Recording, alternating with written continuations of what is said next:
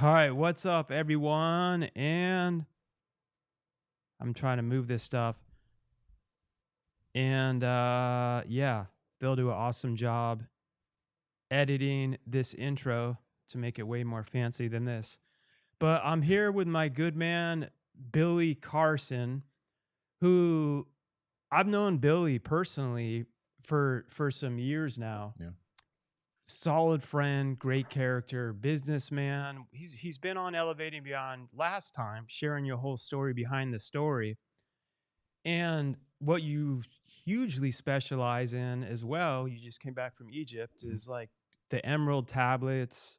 You've been studying those since what, you were like 6 or something, I No, think? not the Emerald Tablets. Oh, okay, Yeah, okay. the Emerald Tablets I've been studying for the last probably 10 years. Okay. Yeah.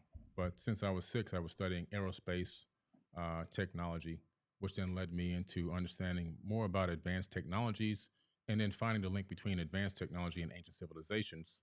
And going on literally a 25-year, what's that, 27-year now, goodness, trek around the world. Been around the world now over 18 times. Last year, spent 9 months in hotels, I as you remember. know. You're my witness, Yeah. leaving this big old mansion behind and not going home at all, and The and travel grind. traveling nonstop to these ancient sites to get the information hands on. Okay. And that was weird. I just heard a little chime. Wes, you there? He's frozen. Oh. Be too easy if it worked perfect, right? Yeah, no. What is he calling in on? What is that app? This is through Stream Deck? I'd have to ask Carl. Oh, It's through it actually works great usually, no, unless there's it's a something going great on app. with the No, I think Wi-Fi. it's pretty cool. I'm just trying to figure. I think it's on his end of his connection. Yeah, I'm just trying to figure out like what is the name of this thing you're using, this portal. it's I want to actually press it's I think it's all through Ecamm. Ecamm. Okay, gotcha. Yeah, so they have their own link, then Nice. you can set this up for different guests. You can Yeah. make when Carl was here through like Eric Thomas, we're Mhm. just doing the show waiting for him to call back. Yeah.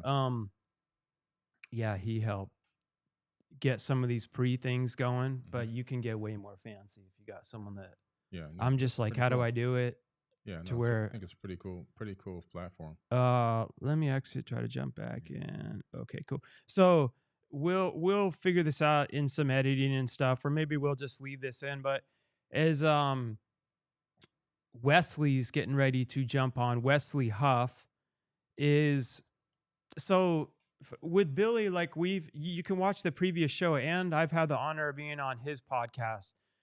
So like-minded in so many ways, and I've been talking about this for a while. I'm like, it'd be interesting to have you on and discuss. I don't love overly getting obsessed with the word religion, so Mhm. I would say more of where some of the beliefs differ. Mhm. If I was to be connected to a religion, it would be closest to Christianity and the Bible. Although the Old Testament, I have still, it's the New Testament and Jesus's teachings. I have my whole life story Mhm. where that changed me and transformed me belief wise as a Mhm. person. And okay, it says he's in the green room. Okay.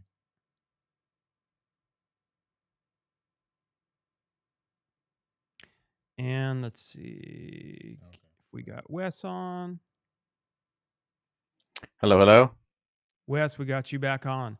So I'll introduce Wes too, but yeah, what I was just saying real quick, Billy, too, is uh, I also a shared belief I think too with you with God is I also believe I don't believe I know God is within me too. Mhm. It's just, and I don't believe that it's like you have to do 20 circles in the sand and Right. like do a ritual to Yeah. that was through like my connection with Jesus, where I know throughout my life that's been my when things are tough, it's Mhm. like the strength of God is literally Right. within me. Right. As so like where we do agree on where like a lot of the heresies and stuff through over religious practices would be like, no, you have to come through the head of this church to Mhm. be Yeah. blah blah blah, you know. Right. Right. Um, and personally, and we're about to get Wes on, so we can have two really smart people in this talking about it. But I'm just breaking it down to my level Mhm. of my understanding. That's been what really drew me in, is kind of when Jesus came and flipped all that on its head and was like, no, we're not. What was it, like the Pharisees, Mhm. like what were the hype? He's like, we're not having to go through all the rules. He's like, they're actually worse than this thief right here, Mhm. and really looked at what was in people's hearts, you know. Right. And I think that's a beautiful thing. I know it has been for my life. Yeah. But I'm about, so Wes, now that we got you on, Wesley Huff, historian, linguist, biblical scholar, PhD, and athlete wannabe. I like how you threw that in the bio right there. Um, and Wesley, my man, I think it would be great to. I know you guys were both recently in Egypt. There's tons that I'm interested in. That how all these things show up in Egypt is baffling to me.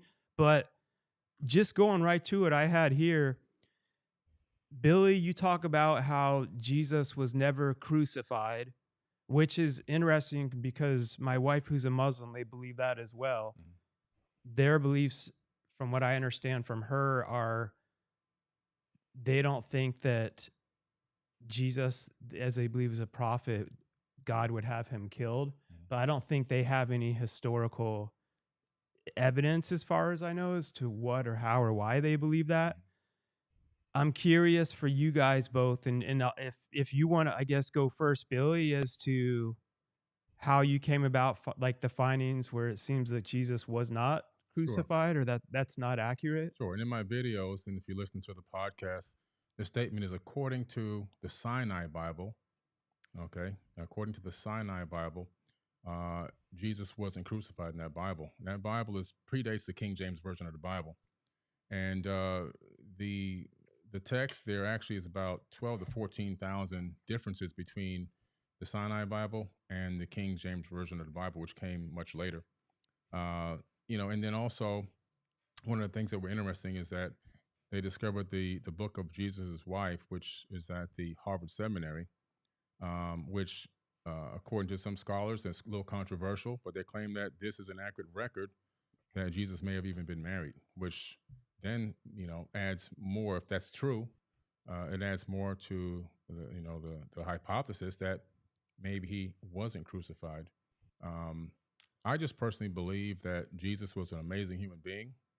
I don't think that he was the Son of God in the sense that he's God, but that we're all gods. As he said, ye are gods, and that we're to do greater things in him.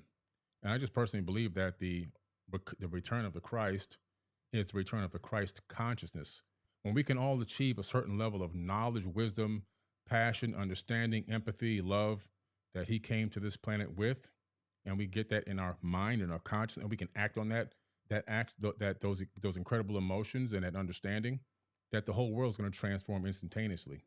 And I think at the second coming is the coming of the Christ consciousness to the planet, not a human being flying back to Earth to save people.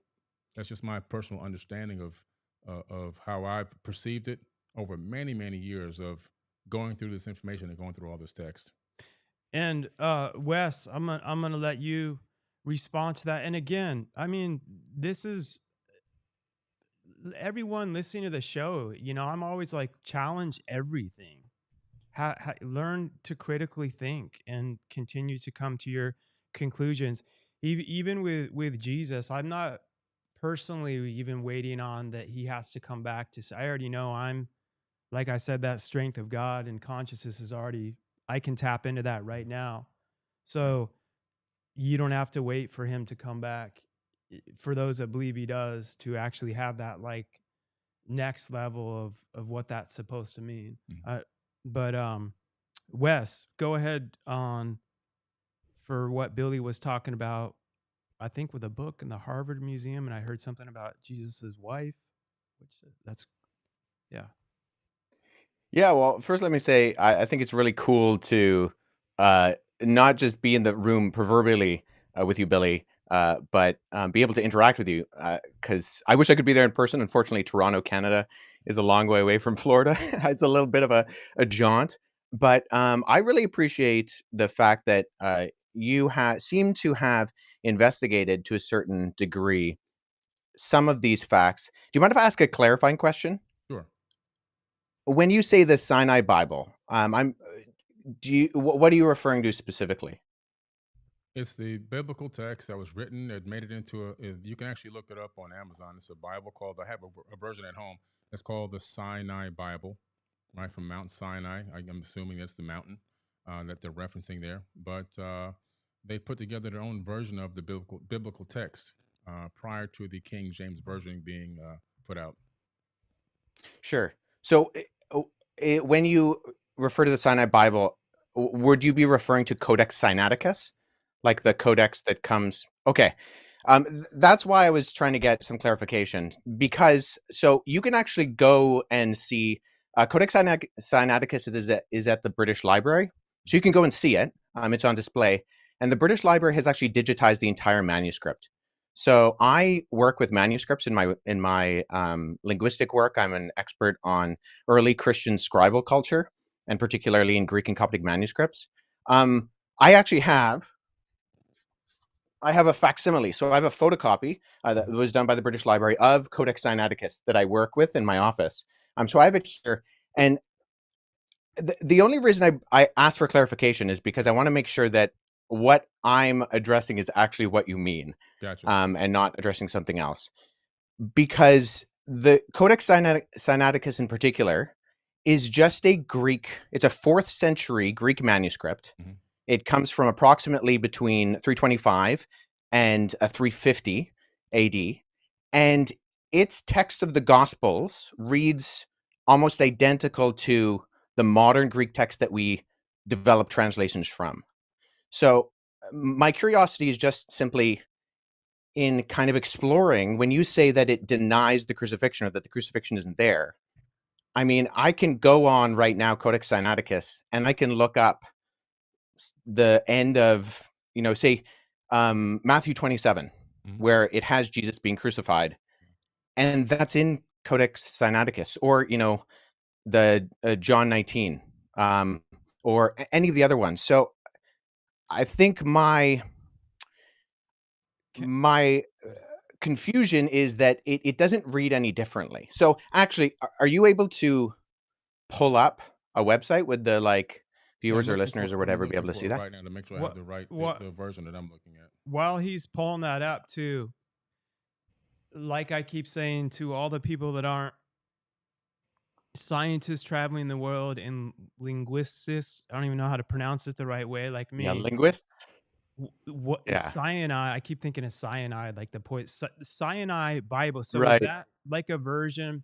So from my own knowledge that I know, like when I really studied all this, what I thought was interesting about the Bible was how many like different eyewitness. I studied C.S. Lewis back in the day. How many different eyewitnesses and stuff there were, and they went on purpose to mention so many other names that they were able to like Hmm. cross reference throughout history and throughout those times, from my understanding. And those were different things that I always thought were kind of interesting that I felt was a good concept of proof. And then I want Billy to answer, and also I'm just curious, like the Sinai Bible, is that where was that I piece found the discovered? text where I was referencing. Actually, I was misquoted. I misquoted there. It's the Gospel of Barnabas. Okay, yeah. Well, so that's good. So let's deal with that too, because I've actually worked with. There are 2 manuscripts of the Gospel of Barnabas. The Gospel of Barnabas is a really interesting document because it is a known forgery, and so that's why I think it's important to get to these sources. So, at the very start of the Gospel of Barnabas, which we only have 2 copies of, one is in Italian and one is in Spanish.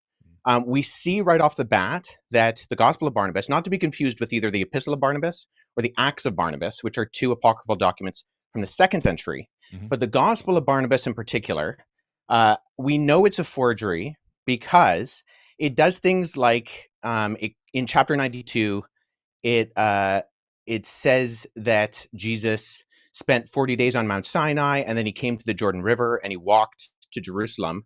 But Mount Sinai is more than a week's journey away from Jerusalem, and neither Mount Sinai nor Jerusalem are close to the Jordan River. So never mind there not being a route from the Jordan River to like around Mount Sinai or going to Jerusalem.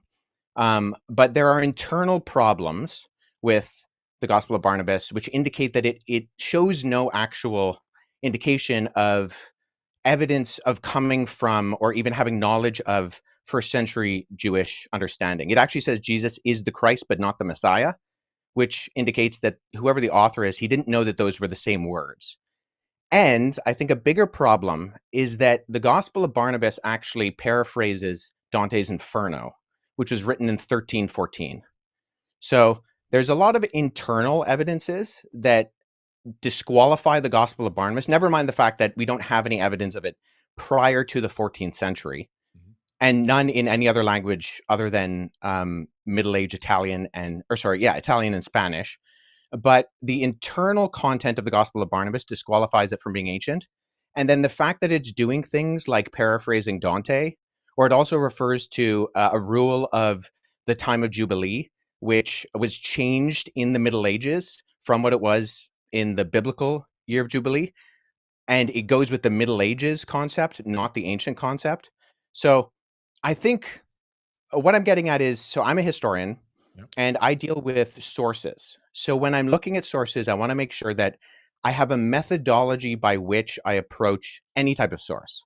So if there is something that denies the crucifixion, I want to make sure that I'm analyzing it and that the methodology by which I analyze it actually reveals that the content can be accurately tied to the event. So if we're talking about, say, Codex Sinaiticus, that's in the 4th century. Now that is, I would agree with you, Billy, our oldest copy of the Bible in the sense of cover to cover, Genesis to Revelation copy of the Bible. Right. The problem is that we have individual copies of all 4 Gospels going back hundreds of years before Codex Sinaiticus. So I have a facsimile behind me of P66. This is a late 2nd century copy of the Gospel of John.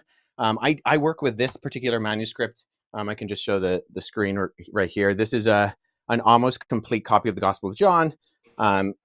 And it Is that the has the papyrus by crucifixion. any chance? Yeah, that so word that I papyrus see? is just the what it's made out of. So material it's on.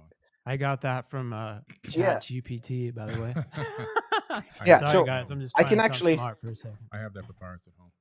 Oh, that's Yeah. Well, Yeah, I so I'll show you this. So the documents you actually see on my bookshelf behind me are facsimile papyri that I've made. So when I was in Egypt last summer, I went and I got made for me some papyrus sheets. And so I take these papyrus sheets, which are made from the papyrus plant. And then when I go and I look at actual manuscripts, so I was at the University of Philadelphia last summer, and I went and I saw a document called P1, which is a 3rd century fragment of the beginning of the Gospel of Matthew. And so what I did is I sat down with that original and I produced a facsimile. So I copied the text. First of all, I cut it out with an X-Acto knife in not the original 3rd century one on my papyrus. I cut out with an X-Acto knife this guy, and then I copied the text transcriptionally on the front and the back. So papyrus is just simply, it's what it's made out of. Yeah. And so there's categorizing systems, and the standard one is called the Gregory Alland categorizing system. And so sometimes you'll see when manuscripts are mentioned, they'll have a GA and then a number behind it. If it's made of papyrus, you simply abbreviate the word papyrus to P, and then you have the numbering system. So P66, what I showed you earlier, that's this on the categorizing system. It's the 66th manuscript that was put into the system. It's from the Gospel of John. I also have, P46 and P47 on my shelf, which includes all 4 Gospels and Acts from the 2nd and 3rd centuries. So the only hesitation I have with what you said, Billy, is that we have single copies of the Gospels that can be dated to the 2nd century that all do have the crucifixion. And so if we're relying on something like the Gospel of Barnabas, which is not just like it's not that there's debate about it, it's that it's a known forgery. I mean, no one's referring to the Gospel of If Barnabas you as say it's a anything known other than. forgery, if you say it's a known forgery and expert, I'm going to go with that. Let's talk about the Old Testament a little bit and leading up into the New Well, hold on, Testament. because do you mind if I address the Gospel of Jesus' wife? Sure, go ahead. What was her Yeah, name again? I'm like trying to write notes like I know what I'm doing, but I'm just so the curious. Gospel of Jesus' wife doesn't actually mention. So oftentimes Oh, what okay. happens is that the text of the Gospel of Jesus' wife is kind of paralleled with the Gospel of Philip, which mentions that that Jesus would kiss Mary Magdalene on the mouth. And so those are kind of used in parallel to kind of for this argument that Jesus was married. So the Gospel of Jesus' wife is in the Harvard Library. However, the reason we know it's also not legitimate is because even though the manuscript, the papyrus that it's on, was carbon dated to the 4th century, the text was actually copied from a PDF version of the Gospel of Thomas known as Grandin's Interlinear. And there was a mistake in the Coptic text of Grandin's Interlinear that was copied into the Gospel of Jesus' wife. So we know that this is not a legitimate document, even though the papyrus is ancient, and this happens a lot with forgeries. I have a couple of friends who have actually worked on projects that have revealed forgeries within Dead Sea Scroll manuscripts and within other ancient Christian papyri. But the reason why we know the Gospel of Jesus' wife and that Karen King, who kind of vouched for it and she lost a lot of credibility, unfortunately, for her, and she's admitted that it's a fake as well, was because we can tie it directly to not copying from an ancient text, but actually copying from an online version of the Gospel of Thomas in a PDF form. And the mistake on that PDF form was copied into the text that was borrowed in the phraseology of Jesus' wife. So I just point that out is, once again, with our sourcing, I think we need to make sure that we're going towards not just early sources, but actually credible sources. And unfortunately, neither the Gospel of Barnabas nor the Gospel of Jesus' wife are credible sources in terms of actually and agreed upon by not just the vast majority of scholarship, but I don't know anybody in the field of papyrology, paleography, historiography who actually refers to these documents as being legitimate. That's fair enough. I can respect that. So let's go into the Old Testament a little bit. Um, Predominantly, from my research, I discovered that a lot of information from the Enuma Elish and the 7 tablets of creation is uh, a lot of in Genesis, a lot of the creation story that comes into Genesis. Not all of it, but because obviously Genesis is a much smaller version of a much bigger story. But it's literally almost word for word from the Enuma Elish and the 7 tablets of creation. The Epic of Atrahasis as well is also there in the Old Testament. Um, Several other tablets as well, Code of Hammurabi and a few others have made it into that text. Sumerian cylinder scrolls that talk about the creation story. Again, the creation story in the Epic of Atrahasis. And so we tend to see this copying of ancient tablets, text, and scriptures, even some papyruses, into the biblical text, meaning that my point here is that I think a lot of people are saying that this information was written in real time. A lot of people believe that. If you ask the average person, they really believe that. But a lot of this information is just copied from older tablets and texts from an earlier date. That's what I have found. That it's made it into the canonized Bible, but they never reference that they got it from any other ancient texts and tablets that have to do with a totally different civilization with totally different religious beliefs. Hmm. Have you read the Enuma Elish? Yeah, I've done Do you lectures on mind? it. Sure. Do you mind summarizing the content of the creation account in the Enuma Elish for us? Sure. The Enuma Elish is a very ancient text discovered in the Library of Ashurbanipal, and the summary of it is that it really gives us an account, which is crazy, an astronomical account of the creation of our solar system. It talks about planets and moons gaining specific orbits around the sun. It talks about a huge planet named Tiamat, 46 times larger than Earth. Earth didn't exist at the time that this, according to the author of this text, which is pretty interesting. And then there talks about a nemesis of sorts. In the original version, it's called Nibiru, but in a more recent version, still thousands of years old, the name was changed to Marduk. Marduk is in the Jewish American Library, in the biblical text, in the Torah, and so forth. Very popular figure in ancient times in the religious books and text. Marduk wanted to be the destroyer, so Marduk is the one that during its next orbit towards Tiamat crashed into Tiamat and destroyed Tiamat. A huge chunk of it swung away, recoalesced, taking the water, land, and organic material, which basically recoalesced as our planet here, Earth.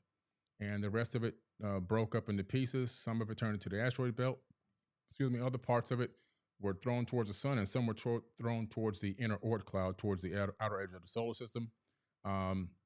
This planet, or this moonlet that orbited supposedly a brown dwarf, basing on the description of it, gained a very strange orbit around our sun. And we have the scientific evidence now also to match with NASA's data, where we see that Saturn and I believe Neptune switch places. Uranus is flipped on its side, and that's more evidence that something came through our solar system in ancient times and gravitationally really tugged at planets here and switched up their orbits and even pulled the axis of a planet on its own side, where the equator is now running north and south. So a little bit of modern astrophysics kind of backs up what this ancient text is saying. But the Enumilish also then begins to talk about the fact that these beings, it kind of cuts into the fact that these beings, are on Earth and at some point begin to engage mankind. In other words, they didn't create people from scratch, but they engaged the existing hominid and began to utilize us as workers for their workforce. In the Atrahasis epic, you see a much similar story, like slightly later date period, but still thousands of years old, the epic of Atrahasis. And we see a very similar story.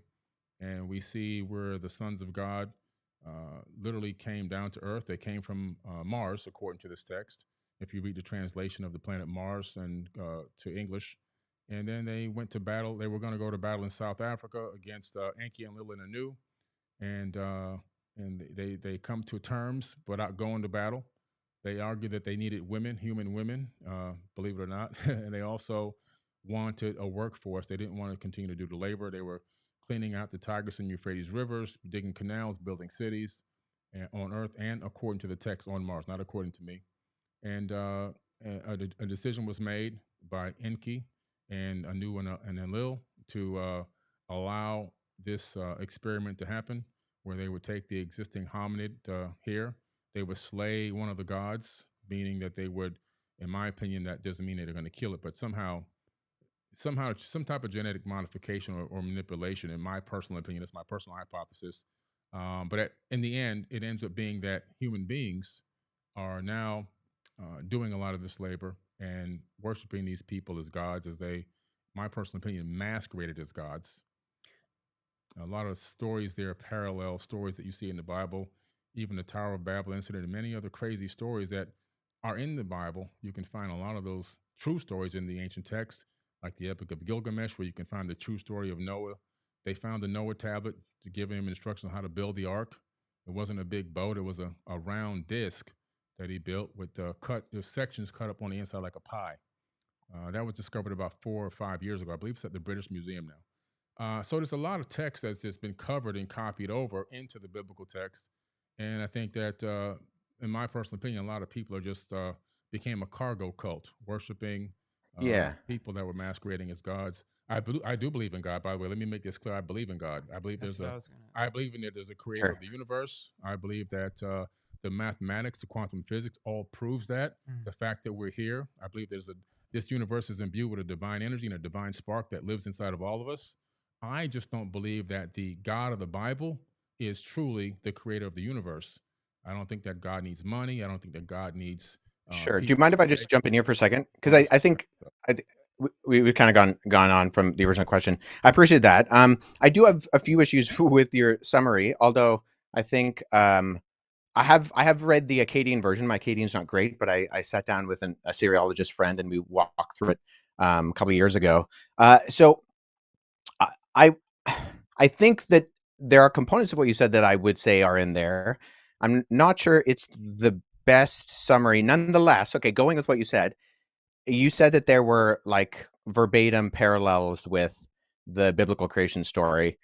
Even just going off of what you said, which I think there are components of that I would agree with, the battle of the gods, the concept of Enki and the younger gods, and they fight Tiamat, and then Marduk, who swears he'll defeat Tiamat, and Quenku, who kills Tiamat by shooting her with an arrow, and there's this big battle, and then the gods that die end up being the earth and the sky and even us, because we are the end result of that battle. I'm just curious, when you say that there are not just parallels, but there's actual copying, looking at Genesis chapter 1 and 2, where the creation story is summarized in the Bible, what are the actual kind of parallels there that you're looking to? Because as someone who's read both, I not only do I not find parallels, I actually, and this is the majority of ancient Near Eastern scholarship with me, think that Genesis chapter 1 is actually an apologetic against documents like the Enuma Elish. So what are the parallels there? Separated the waters from the waters, for example. That's in the Enuma Elish, and that's also in the biblical text. Okay, that I would agree is a parallel. The only reason I highlight that is that if you're making this the argument, because if you brought it up, and I mean this with all due respect, there are superficial parallels. I would agree. The separation of the water, the concept of the earth being formless and void. That's also in the Enuma Elish. However, I think all the other details, it's the details that make the difference. And if we're looking at not the superficial crossovers, but the actual themes and concepts of what it's saying, you don't have a creation within 7 days. You don't. Not going to take the Enuma Elish and put it into the biblical text. There are certain words that they utilize that let me know that they copied it from that text. Like, for example, so what words? Separating the water from the waters, the void, the earth being void. That information is literally just copied over. So it tells you that somebody saw that and said, let me add it to this book right here. Or let me add it to this scripture or this papyrus, because it wasn't a book yet at that time. So was this text discovered that makes it parallel to Genesis? Was this like supposedly discovered prior to? I'm just curious. It wasn't discovered prior to the Bible, but it dates back long before the Bible was ever written. Yeah. So let me just say this. So the reason why I say it's actually an apologetic against that is because the purpose of the Enuma Elish, which the Babylonians read every Babylonian New Year, was to point out the fact that the deities, and there's countless deities in the Babylonian pantheon, they actually come from the created order. So they're not outside of time and space. They actually come from the created order. And when they die in this battle, right, when Tiamat is defeated, the defeated gods become the earth and the sky and the plants and even you and me. And in that sense, the theme is that you don't actually have any purpose or end result, and you're not created in the image of God. In fact, in the ancient Babylonian system, only the kings were created in the image of God. And what we see that is counter to that is that even, sure, there's superficial, divided the waters, but we find that in almost every society and culture. That's not a parallel as much as it's just a generality. I would say what we see within the biblical account is that God purposefully creates. There's only one God. He purposefully creates, and then he creates, and it's good. And it continues to say it's good 7 times. And then at the end of chapter 1, just for, the thick people in the original audience, it says, and then it was very good. And then he creates humanity, not kings, but simply the humans that he creates in God's image. And they have purpose and meaning, and that instills them with this creation order. And that's not what we find in the Enuma Elish. In fact, we find the opposite in the Enuma Elish, is that the created order is not good. It's a mistake. And that you are not created in the image of God. And there's a reminder that regular people are not created in the image of God. So linguistically, I mean, Hebrew does have Semitic ties with Akkadian. It doesn't with Sumerian. Sumerian is a language isolate, agglutinizing language. But I would say, just with all due respect, the parallels linguistically are not there. There might be superficial kind of concepts that are there, but they're so superficial that we can find them in everything. In the sense of, I'm I'm in my office studio, you're in your office studio. That doesn't mean that that we're the same people or we're even in the same place. Does that make sense? Yeah, but I don't agree with that. I just see if I have all these texts out, there's a lot of different information that you can see. There's a lot of it's been copied word for word into the biblical text. In the But what's the word in the for ver- word? in your version of what you believe in, you keep saying Huh. that God's a he, Yep. uh, and so where do you get that from? Well, throughout both the Hebrew Old Testament and the Greek New Testament, you have the masculine singular masculine singular pronoun used for God. And why is God a man? Where's the evidence of this?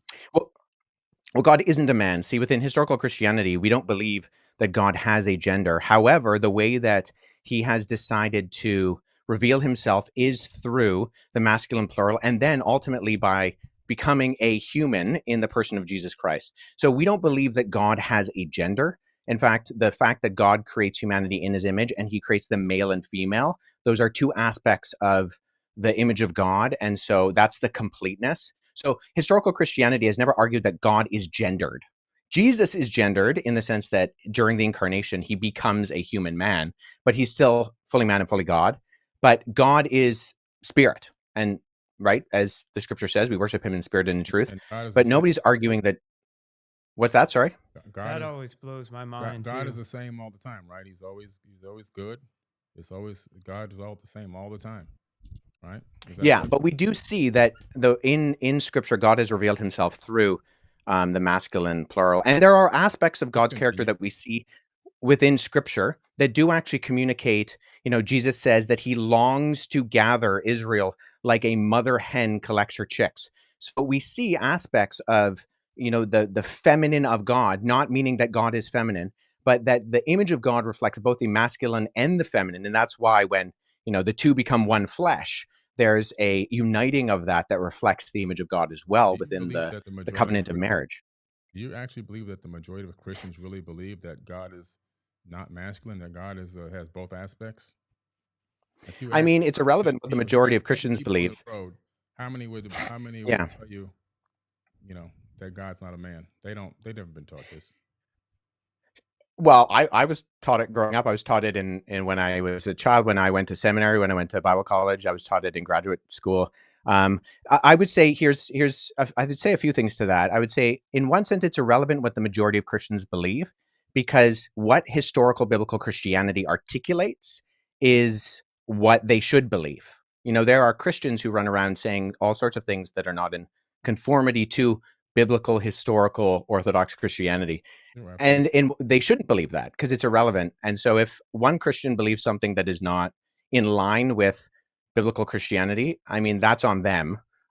So God is not gendered, but he does express through inspired scripture the masculine plural, sorry, not plural, the masculine uh, um, pronoun. That's pretty convenient. I mean, for an all-knowing, all loving God to understand that human beings were going to take that and abuse it to put their boot on the neck of women for eons. It's pretty interesting. Also, I'm trying to Yeah, understand I this. mean, so hold on, let me speak to Wait, that, can I because it say is something there interesting real that. quick, guys? I have to. Yeah, sure. Um, if it was only for the Old Testament, I would have a hard time following a lot of stuff. It For me, like we said, putting the boots on women and stuff. That it was when Jesus came that when they were literally like, "Oh, if a woman, you can just accuse a female of having an affair and murder her, and that's like okay." That he was like he just reminds me of anyone that basically challenged everything. And people would say that it didn't contradict what's in the Old Testament, but however people were interpreting it, they were believing that they were following the Bible to women can't do this, you stone them if they have an affair or if they're accused of having an affair. And Jesus, as we know the famous scene when they were about to stone her, he's like, he who hasn't sinned cast the first stone, basically saying no one's perfect. And was the first one that I know of that started like speaking to other tribes and other countries that people weren't supposed to, like, they were so racist and prejudiced. And this is where my heart opened up, is like he stood for this love and this God that broke down all these barriers and just flipped what all the scholars and everything was saying on its head. And that's where I found that I believe that he was crucified, because he went so far like against the grain at the time. And I get what you're saying too. Like there's stuff where it's like, oh, that's convenient, where human beings can add in that this is there and that's not. But something else that I always was curious, I'm like, if especially the New Testament, if it was like written by man and stuff and pre-planned, I'm like, I think they would have done a better job of not making a lot of the people so um like ignorant. The people that were like literally with Jesus questioning him half the time, like, bro, I don't know if you can do this miracle. And Jesus is like, dude, you just saw me yesterday turn water into wine. And I'm like, if they really, if I was writing a story, I'm like, I want everyone to believe this, I would make the people not like is questionable. It's like they have so many characteristics where the humanity in it is what like always drew me. And like even one thing in the Old Testament that uh, David and Goliath kills Goliath, a man after God's own heart. I'm like, if you're pre-writing this to be the perfect person after God's own heart, then he becomes king. You're gonna like have the story end perfectly, but then he goes off to see, he's watching this lady bathe nude, has an affair with her, has her husband killed. Hmm. It's like, but then goes on to keep praying to God and coming back to God like with a humanity. And God's like, this is a man after my own heart. And it's like finding all these human flaws is, to me, showed so much of like the beautiful struggle that, and I'm not going off everything you guys are talking about, which is factual stuff. I'm just talking from my own experience of ways where I drew and continue to draw my own conclusions. And I'm much more about my relationship with God personally, with Jesus and God. It's the same, over worshiping the religion, because so many people can, as we all know, that's wars are created, slaves are there's so many horrible things that have been done in the name of religion. And it's sad. And that's where Jesus comes back into the game to me. I'm talking you guys to me, to where he was like the one that was like gathering all these people of all these, like, what are you doing? Like, we're supposed to be Hmm. here helping each other. This is about loving each other and coming together. Like, you're killing them because they eat meat on Tuesday and they don't eat bacon on Sunday. And you're literally like murdering each other. It's so messed up. So I get where people look at different organized religion and stuff, and they're like, this is horrible. Like, on behalf of Christians, I'm like, I'm fully apologetic for, what was it, the Crusades. It's like, in the name of Catholicism, there's so many horrible things that human beings have done. Just, and I'm speaking as someone that I would call myself a Christian, and I'm just letting everyone know that I'm open, critical thinker, and how I've continued to find my own beliefs, because I never sat here ignorantly and was like, nope, throughout history they've all been perfect. It's like, through the Crusades, they went through and committed genocide, rape, some of the most awful stuff, wearing these huge crosses. And I'm like, but God wasn't with them. They said he was, but that's why I also believe in the devil. And I don't believe he's this dude with a pitchfork and a red tail. I think it's more comes, in energy and thoughts, and comes in people, and is like, oh, talks to this guy who's rising in power. You should start Yeah. conquering that other country in the name of, and do it in the name of God. There's And then, that's the way I look at things. So anyway, go ahead. I had to just throw in.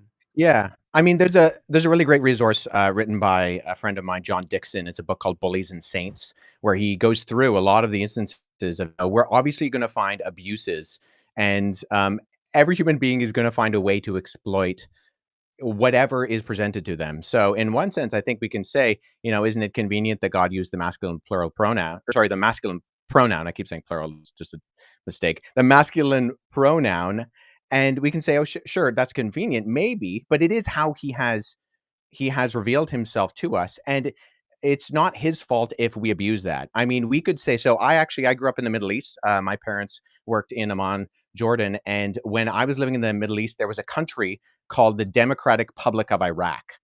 Now, just because democracy exists and people are going to name things democratic when they obviously aren't, doesn't mean we then judge democracy. I mean, think of the Democratic Republic of North Korea, right? Nobody thinks that that's an actual representation of democracy. So people are always going to abuse terms and ideas and concepts. The difference is, though, I think historically within Judeo-Christianity, you have this ethic that we were talking about before that I think is fundamentally different than what we find in things like the Enuma Elish, the Atrasis, and other things, in that we are created in the image of God. And actually, one of the earliest criticisms of Christianity are by individuals like Celsus, who is a Greco-Roman philosopher in the 2nd century, where he accused Christianity of being foolish, dishonorable, and stupid, and he called it the religion of slaves, women, and children. Why? Not because God used the masculine pronoun for himself and people were abusing that, because the concept that Christians believed in of everybody, no matter what your gender, your race, your social standing, Paul says in Christ there is no slave nor free, there is no Jew nor Gentile, there is no Scythian or barbarian, there's no male nor female. These things united people. And we can see there's a historian named Rodney Stark. And in his book, The Rise of Christianity, he actually says that you can track empirically the agency of women across the ancient world by the movement of Christianity. So that, in other words, whenever an area became populated by Christians, we see a direct correlation with the privileges and treatments of women that expand in time when the surrounding culture largely didn't view women as being fully human.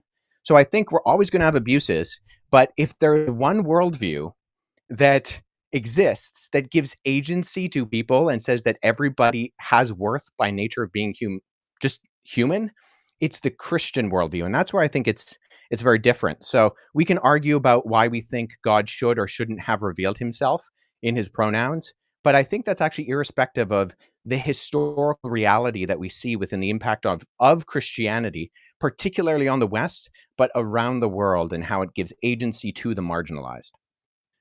Wes, can I ask you one? So when you, because I'm always interested in this, like you were raised Christian. I always think about this, like my wife who's Muslim, and our beliefs at the core are so similar, but there's some differences.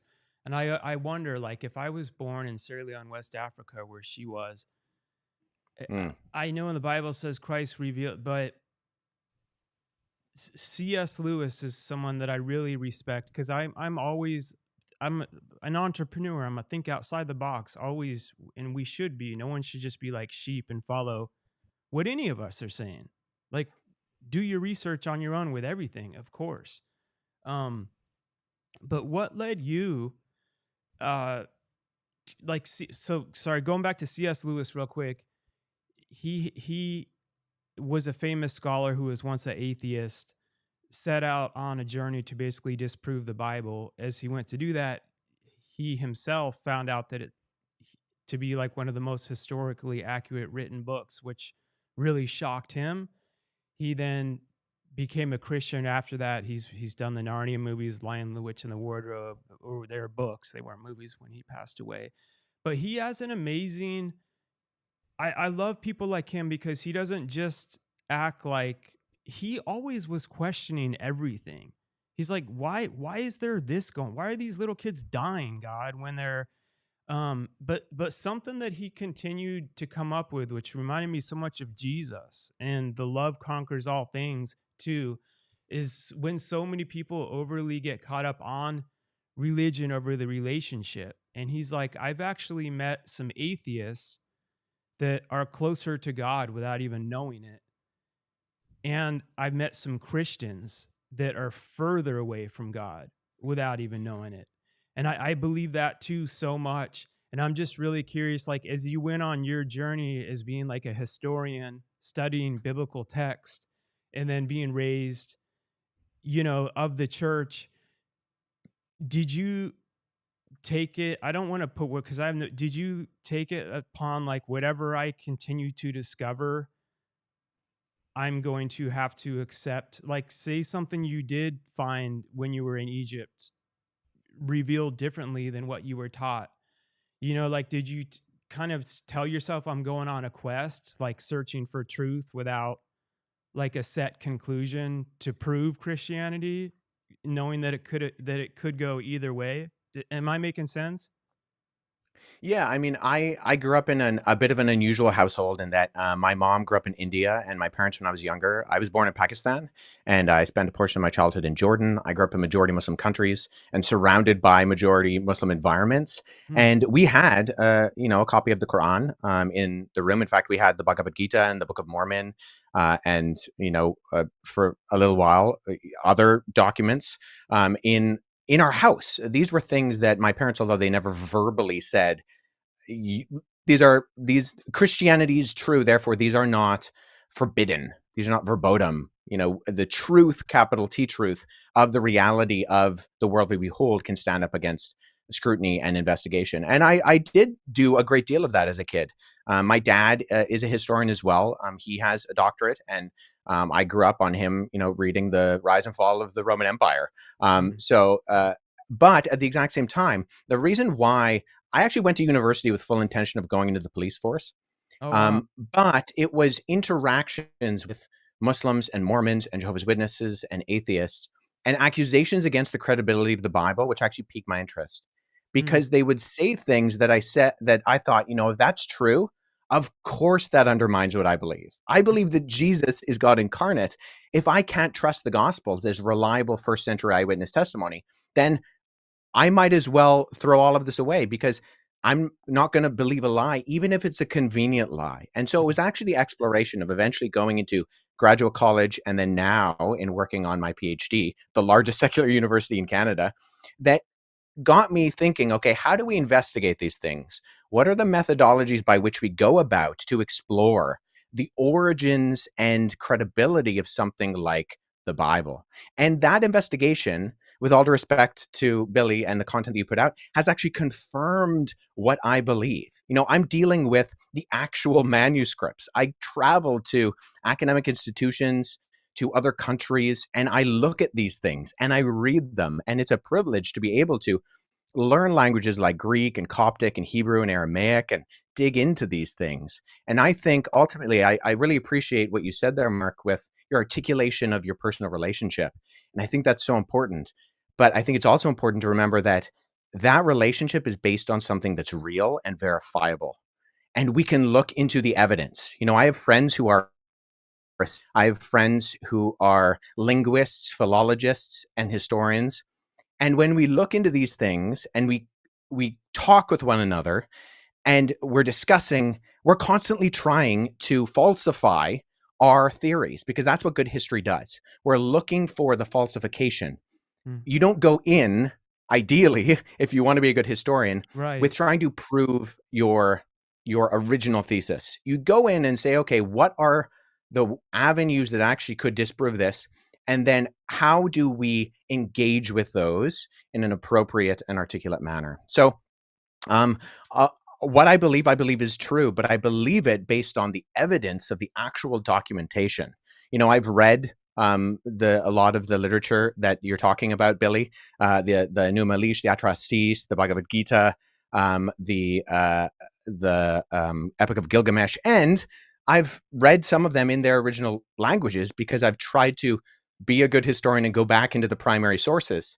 Or if I can't, engage with people like my friends who are Assyriologists, who are philologists, and try to not just go off of a translation, but the original. And I think I've found largely the opposite of the conclusions that you have made, Billy. And I know that you are very passionate about what you talk about, and I respect that. I just think that the confidence might not actually be backed up by the reality of the evidence.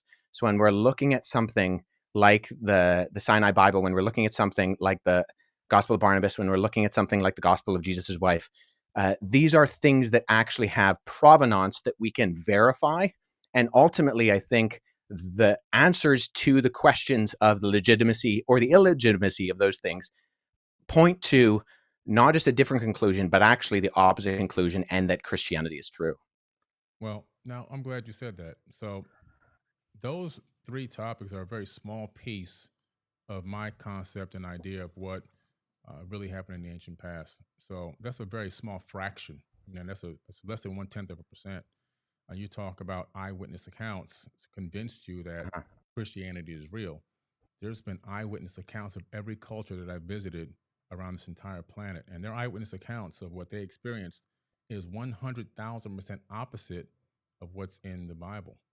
People have, Based on what do you mean? Can you give me an example? the Dogon tribe, for example, in Mali, Africa. They experienced a culture that they claim came to this planet from Sirius B. They have the evidence that they knew these beings were from Sirius B because they have the instruments that show the orbit of a trinary star system that we couldn't discover until the 1970s with our modern technology. Okay. They understood not only the orbital pattern of Sirius A, B, and C, but even that B was a failed star, which you can't see it from Earth with the naked eye. They knew that it was a white dwarf. They even knew that that they said that if you took a tablespoon of it, the entire tribe or 1,000 men couldn't lift the tablespoon. They understood mass and gravity as well. They were told the shape, the sizes, and the colors of all the planets in our solar system, which they recorded. And there's only one wisdom keeper, and that person can never be touched by a person. If they get touched by another person, they'd actually be killed. And then they eventually have a mentee that they break down that verbal handed down knowledge to. And that next person then takes over and becomes the wisdom keeper. And they've been doing this for thousands and thousands of years. And science, modern science, has found all their information to be 1,000% accurate. Then you have the Hopi tribe of the Americas, indigenous tribes, Hopi tribe, Lakota tribe, also having engagements with these quote unquote star brothers, even having an account of them being taken underground, which you don't see just only in America. I just came back from Turkey. You have the people from Turkey and Mesopotamia also being taken underground into a place called Derinkuyu by these beings, by these people, a structure that's built 12 stories deep underground, that's made out of volcanic tuff, a very soft stone. And if you don't know what you're doing, it'll actually collapse. There's no evidence of any collapse. And it was thousands of years old. It was reused many times. So the mainstream story about what it was used for to hide from Romans is actually false. This place is ancient. And in order to build it, you actually have to have foreknowledge of how to construct this type of an underground civilization that can hold 20 to 30,000 people, places for livestock, places for worship, with no sign of collapse. Then you have to have hundreds of ventilation shafts. And I've been down there. Those ventilation shafts cut through solid rock all the way down to the core. And there's even more. It links to other underground cities that are miles and miles away. As you get to the very base of this area, you can cut through and go to another location. But again, these people were taken under. Also, then you have the ancient Egyptians. Similar story. Major catastrophe comes. These people come and take them underground. Then you have the information in the Egyptian book of Going Forth by Day. More accounts by people, our ancestors, that have accounts that do not match up with the biblical text. And so all of a sudden we're saying that all these cultures, the Aboriginal people, I can go into them as well. I've gone to Sure, sure. walkabouts Do you mind? in the outback, Yeah. and the Aboriginal elders, same thing. They were seated here by Pleiadians. This is their verbal handed down history for thousands of years. And I can go around the world and I can come up with all this information from all these eyewitness accounts from people that should be respected, dignified, and shouldn't be scoffed. And that we're now saying that all this information that they put forward, all their verbal handwritten history, all their written history, that's got to go to the side, because this one text is 1000% accurate. Sure, but so my question is, most of that is oral history, correct? Oh, it's all oral history, even the Bible. Okay, so when we're engaging with oral history, what methodologies are you using to confirm that the orality is accurate? Oh man. Well, first and foremost, some of these texts are some of these cultures have written down information in caves. You've got cave paintings. The Dogon tribe actually have not only written down Sure. in No, caves, I don't disagree with that. The yeah, question they is one have of the tools historic. to show the.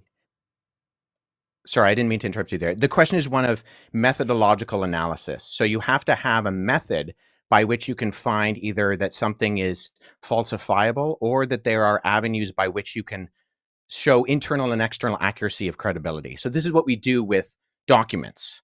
This is what we do with the ancient gospels. This is what I do. I've worked on Xenophon and Plutarch, and we look at the internal evidences and the external multivalent corroboration to try to figure out, okay, yes, we have all these stories. Great. I don't deny that. But as a historian, as someone who's trying to figure out what is accurate, how do you if I use the term verisimilitude, do you know what that term means? No, but I can tell you this.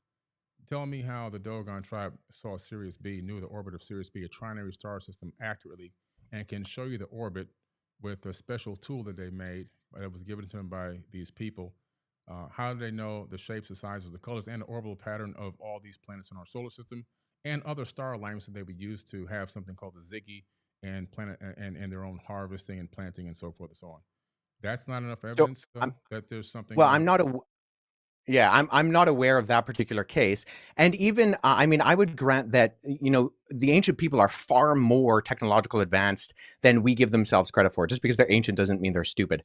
I am well aware, as someone who has done both investigation of the past and done archaeological analysis, that is a reality. My question is simply, okay, you have these stories or you have these accounts.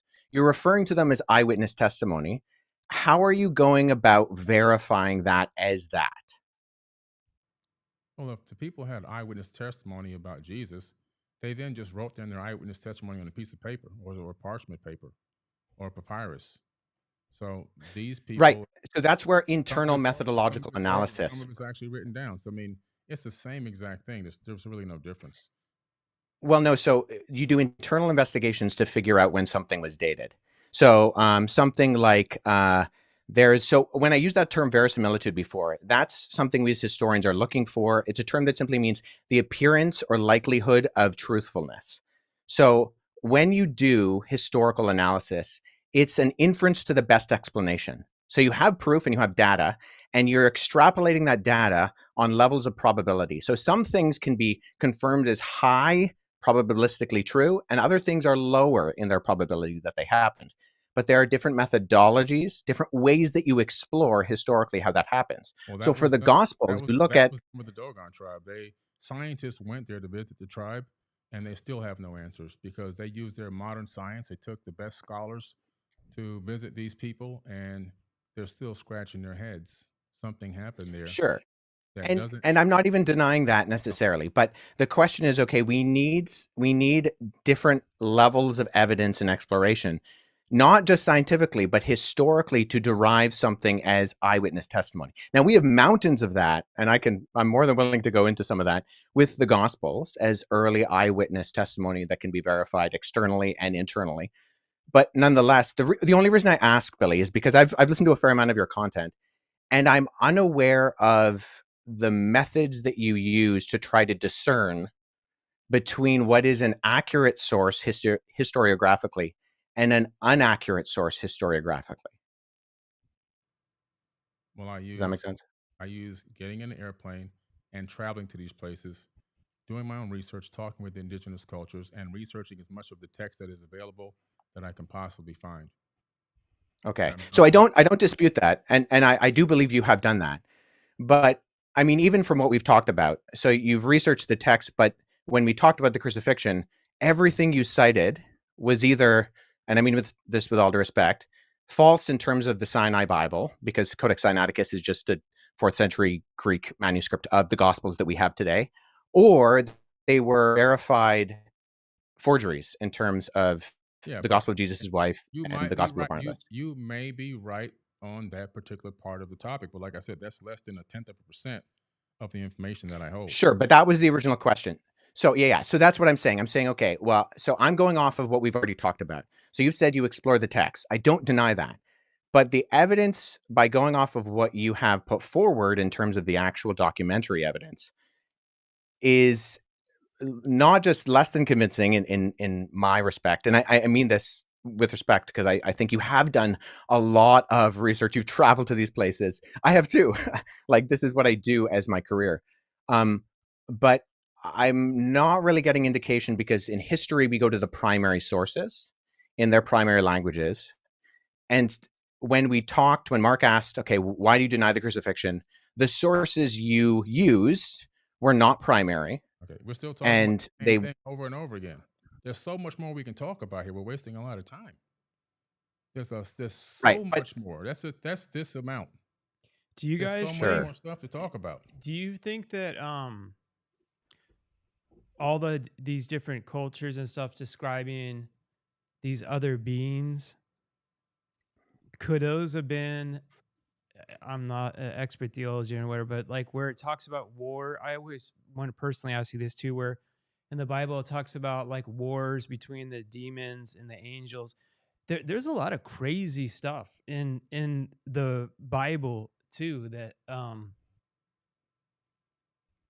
it's you can prove it's been written, but it also takes some faith because you can't physically see where there was wars between demons and angels and stuff fighting in the heavens. So there's tons going on. Obviously, could could any of those have been like from what you've discovered or how people have written it? Do you think those could have been demons or angels? Which I don't think I don't believe in discredits. demons or angels at all. You don't believe in them at all? Nah, I don't believe in demons and angels. When you read Azazel coming down in the book of Enoch, coming down, and the first thing he does is teach people how to make knives and swords so they can cut a man's head off. You read, you see these quote Where is unquote that in the book angels of Enoch? in the book of Enoch. Azazel, he comes down and he teaches. Where is that in the book of Enoch? Is it? Are you, First, so the only reason I ask is because there are two Enochs, first Enoch and second Enoch, and only first Enoch is an actual historical amalgamation. okay, and then you analyze the fact that these angels are having sex, they're getting drunk. These are just people. Whoa, whoa, whoa, whoa! Where are angels getting drunk? Angels party. They go. They hang out with people. They go to war with people. They put on their outfits and they go to war with people. This is in the Where are they Bible. getting drunk though? They get married. Okay, whatever that means.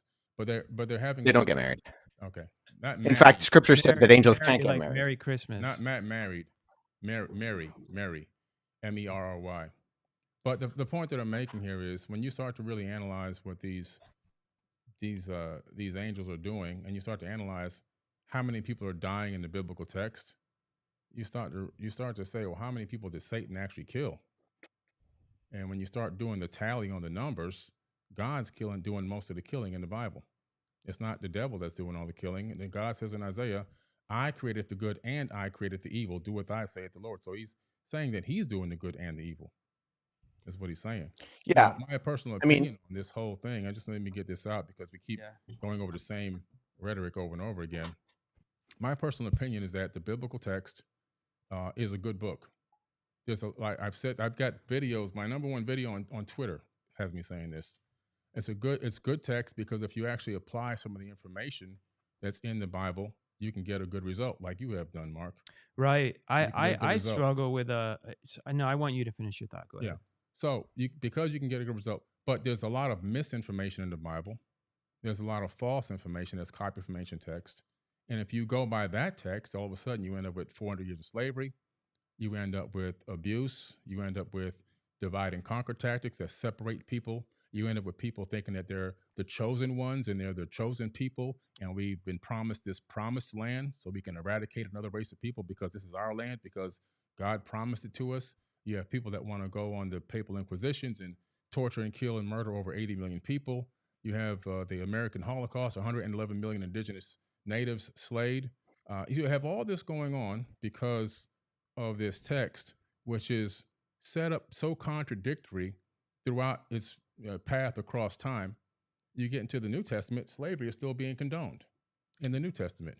Was it? Honor thy slave master as you would honor God or Jesus, it says, I believe. So So, in Ephesians. So well, Even the Old it Testament. doesn't I it always doesn't say saw that. But the God of the Old let Testament let too. Like I'll let you go real quick, but I'm just, and I know you have to go soon too, but I'm speaking as I challenge my own sub. It was always, I'm telling you guys, this is where Jesus came in and changed everything for me. But like the Old Testament too, it is hard for me to read. Even Noah thinking God's like mad at everyone. Let's flood the whole world and murder all these people that I created. that's pretty bad stuff. But it seems so contradictory to, and I'm speaking, Wes, as a Christian, and I don't have the whatever they call papyrus. There isn't. This is where people and but I continue to follow in my heart. But it's so Jesus did not seem like that at all. But they say God's the same as then as he was now. Like time, he created time. So he didn't come down, as Jesus and change and evolve and then come back with new information and be like, you know what, I don't think I'm going to flood and do. So these are more, I guess, like bigger moral questions that there's not necessarily, but that's where things like the Old Testament challenge me at times. And I know there's a lot of things where they correlate, and I've seen some cool things that come together too. But it's just like, man, to think like I'm going to flood and murder all these people that I created and then leave a few alive doesn't seem like what Jesus did and at I'm sorry all. to interrupt you, No, but it's there's all a right. couple more points I want to make because he got a lot of talking in. It did say, slaves, obey your earthly masters with respect and fear as sincerity of heart as you would obey Christ. That's slaves. Obey your earthly masters with respect and fear with sincerity in your heart, just as you would obey Christ. So it does say that in Ephesians 6:5, but there's so many That aspects. stuff is Mhm. what And what is the context of what Ephesians is saying? So I think this is very important because we that's don't the take text in biggest one. isolation.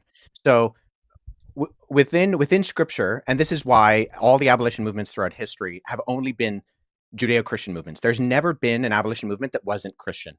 And actually, there's the recent work by historian Tom Holland, not the Spider-Man actor, different Tom Holland, but his recent Dominion highlights this fact very well. This is not a Christian, but in it, he shows that going right back into the antiquity with the Cappadocian Fathers was the first abolition movement, and then into the British and the American abolition movements. These were fundamentally Christian movements ran by Christians because of the idea that when Paul, who wrote that letter to Ephesians, says, in Christ there is no slave nor free, he's breaking down those barriers. So in Ephesians, when he says, slaves obey your masters, he's operating on the socioeconomic context of what he's going on. And he's saying, hey, we have slaves and we have free people, okay? If you're a believing slave, if you're a slave who believes in Jesus as the Messiah, don't be be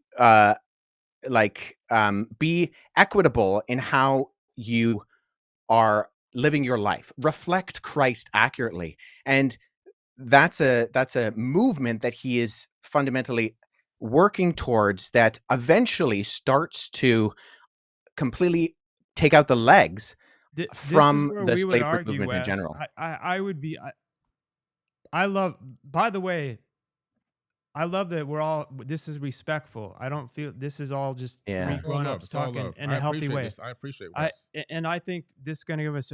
But this is where you and I sitting down in the room. I would be like, great that you came to that, but like, what were the methodologies did you use to conclude that him saying the slave be the master to the slave, you're able to interpret it meaning that he's meaning that? Because I was also raised in the church and I would question when they're like, oh, in the old days when they said women don't wear jewelry, that's a sin. You would know the exact verse. Yes. And then they're like, oh, but Yeah. that was just written because at that time that was what they did. But then the next week they're telling me, but if you believe in the Bible, you either believe in all of it or none of it. I'm like, well, how come you're just Yes. And they're like, but it's okay for women to do that. Now, those are the things where it's like, we've got to be honest here. Like, if you're respectfully challenging Billy, and Billy's going to go and do Yes. research and be like, okay, now I want to see how to have, because we're all critical thinkers. Those things seem to just get so blindly pushed over when they're like, but that doesn't apply now. And it's like, Right. I do, I think there's more common ground than people think, and so many words to recall, but also, like, it's weird to me to think that he would be like, women aren't allowed to wear jewelry and this crap, and then Jesus came and he's like, none of that matters. And then for them to be like, oh, Yeah. that only made sense then, but now it doesn't apply. But believe Right. everything in the So this Bible is what's all referred to. applies. You know what? Like, Yeah, as yeah, a yeah. Christian So this is what's myself, this is why, like, I'm always like, uh, it's yeah. So there's a discipline called hermeneutics, and that's the methodology of interpretation. So there are multiple levels that you interpret something. So whether we're dealing with, say, the book of Ephesians, or we're dealing with Tacitus's Annals, we look at something and we contextually read it within the framework of how it's being written. So there's a historical approach where we look at the context. Okay, Paul is writing to a church in Ephesus. What's going on in Ephesus, and how is what he's saying in that city in what is modern day Turkey, how does that pertain to that particular time and framework? Where is Paul how coming does from? it Where pertain to is now, though, is my question. Because Yeah, you're giving me, you're here's how I answer starting, that question. and I Yeah, love you so to death, Wes, but you're starting to give, I can, sorry to interrupt you. I'm and I believe in God. Like, I believe in yeah. our and Billy believes in God too. I get why things are challenged and things need to be challenged, but it's saying that was to women then, but being So raised in the so church it's and yes stuff, and no, they say, but right? then they'll pick something and they're like, but that doesn't apply to them now, because in that context, he was talking to this certain town Yeah. where they were having problems with I'm like, well, that's not written anywhere. And they're like, well, if you go to blah blah blah, and then they say, well, God is all knowing, so he perfectly chose what was in and out of the Bible. I believe Mhm. whoever created the universe, which is God, in my own opinion, is way smarter than any of us. Why would he leave something like that crap in there, that women shouldn't wear jewelry and all that, and then have in the New Testament that crap doesn't really matter? Like, that's where Yeah. it's like, I have to believe that it's not I do think there is parts where things got written in, and I don't think they're the major things, personally. Like, whether or not Jesus was crucified, which I think is a major thing, because if he wasn't, that I've studied that a lot, that would challenge that would challenge the core of my whole belief system, over whether or not it said if women can wear jewelry or something. But I do think that, and I Yeah. don't know if So there's an exact answer to this, but I do think, that's perplexing to me. no, The God of all wisdom would choose to leave some of that in there. It's like, yeah. why? So here's the thing. So the Bible was written for us, but it wasn't written to us. There is an original audience, whether that's the ancient Israelite in the ancient Near Eastern culture, or whether it's the Greco-Roman believer in Jesus within the city of Ephesus. So as historians, and I mean, most of the books on this end of my shelf are what are referred to as commentaries, Sorry, I where gotta cut you off theologians again. and Wouldn't God historians. be smart enough to know I'm not just gonna write to this demographic of this civilization now, knowing I'm a God who created the whole world, and people are still gonna be studying this thousands of years Yeah. That's later? what I was gonna say, but I didn't want to cut it off. Yes. So I'm sorry. No, no. So By the way, here's how I would I'm the answer that, worst Mark. interrupter ever, and it's more of my ADD type thing of, like, I get a thought and I got to get it out, or else I freaking forget it. So I'm sorry about interrupting. Thanks for throwing me under the bus for that. Yeah. Um, how I would answer that is I would say this. So you do have um, examples of where Paul is writing, and he's writing to a particular group. And so we look at, okay, what does it mean for a woman to wear and adorn themselves with gold in a first century Greco-Roman context, right? It has to do with the fact that prostitutes would wear those things. So we need to ask the question, what is the intention of the But text? So sorry, I yes, gotta we ask can you again take the though. meaning. But how do you interpret that's what I've been the reason I'm interrupting you is I've heard this. I've been there, done that. Yes. I respect the crap out of you for how deep you go into studying the ancient texts and stuff, which is so Yeah. important for the real root of it all. But they've told me that same thing, and I'm like, I don't. But why doesn't it just say that he was speaking to the women and stuff that were prostitutes of that time? Like, where does No, that he's not correlate? speaking to prostitutes.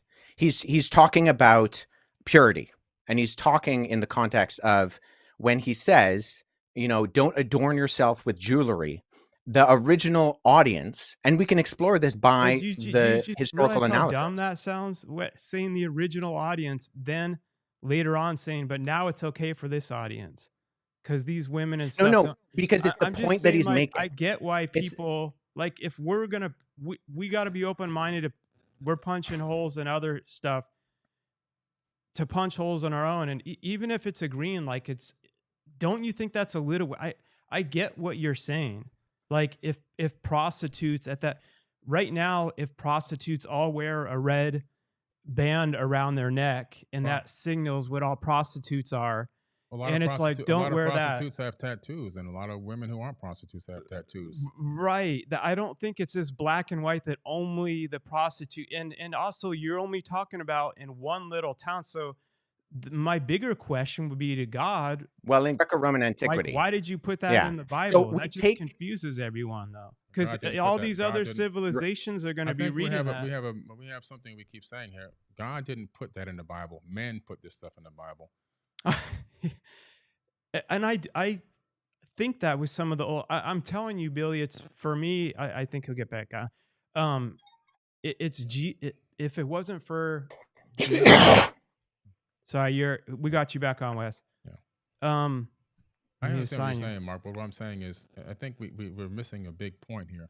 The point that I'm trying to make here is that the Bible is written by people, men who are extremely flawed. And the evidence of that is what they did, what they took the information that's in that biblical text and what they did with it globally to other human beings, and how they even wrote about it in the Bible, how they enslaved and tortured people in the biblical text.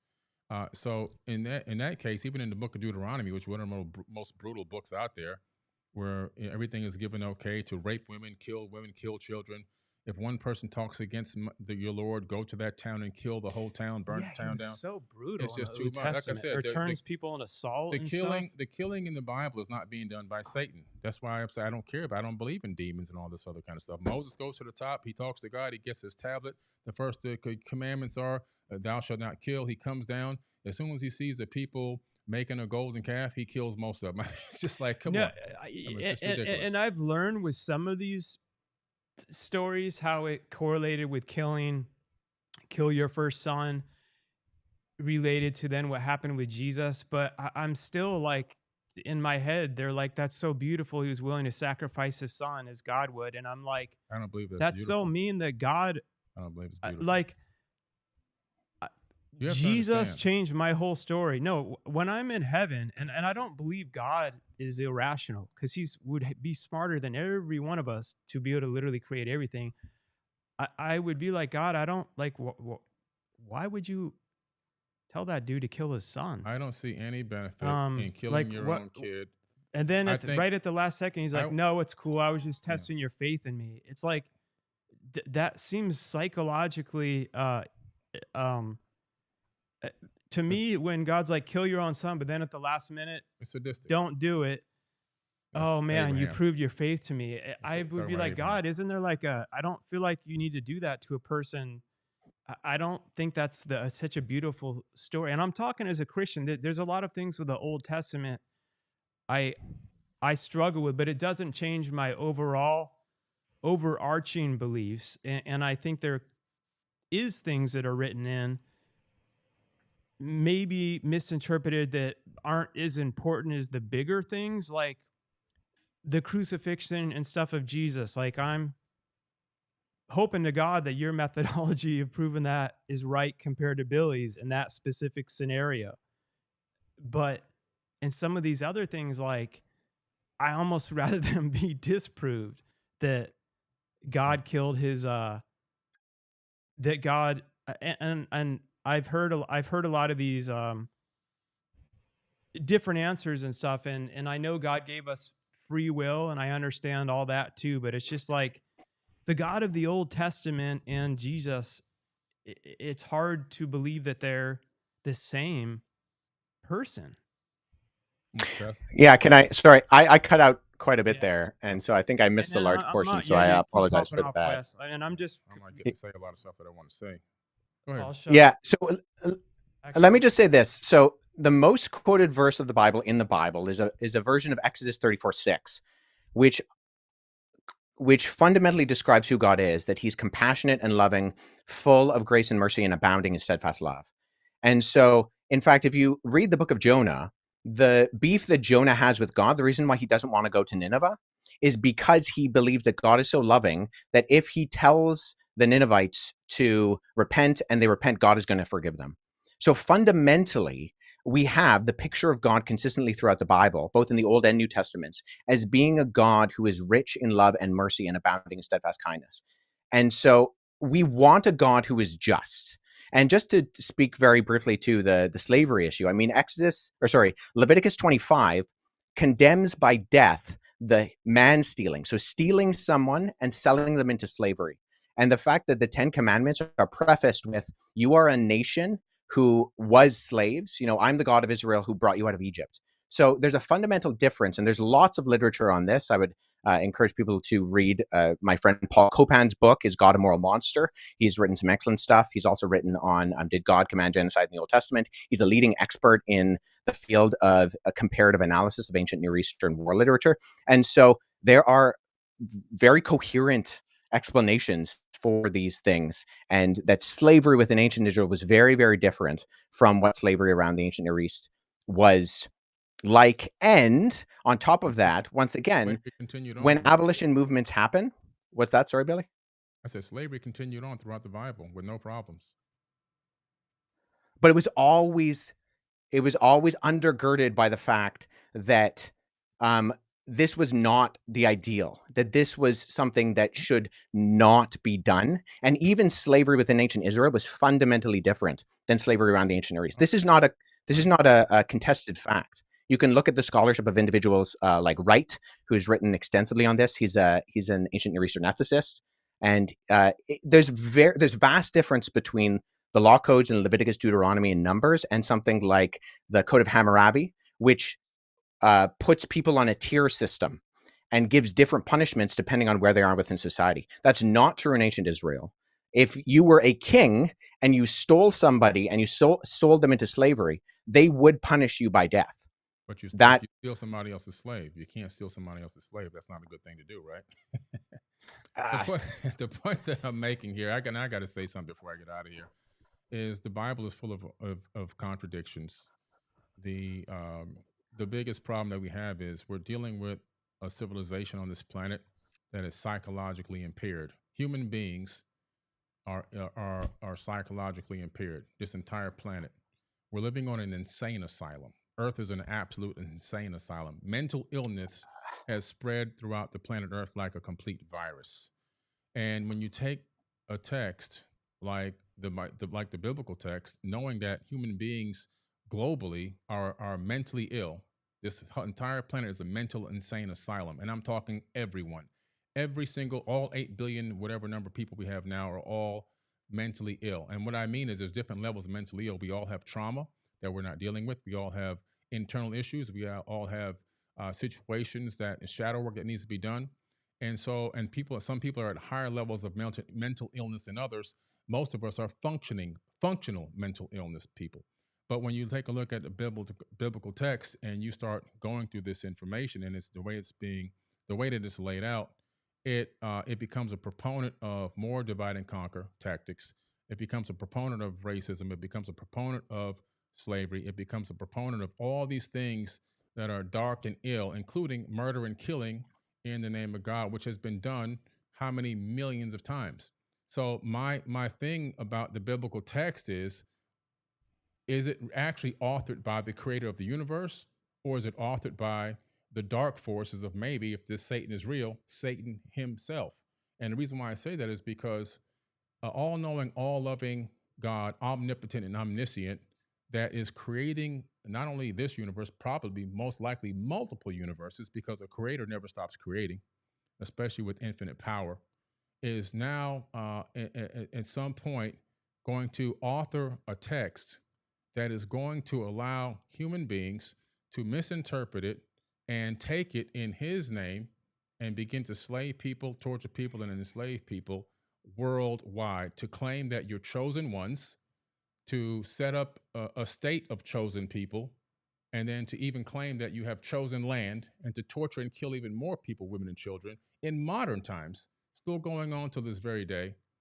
To me, that doesn't seem like a very intelligent being, especially a being that knows the beginning and the end.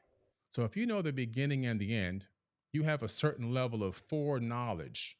You have advanced knowledge that goes beyond. You know what's the ending before the end even occurs. So you set up everything for success. Why? Because a genius solves problems before they happen. And I'm going to drop the mic on that.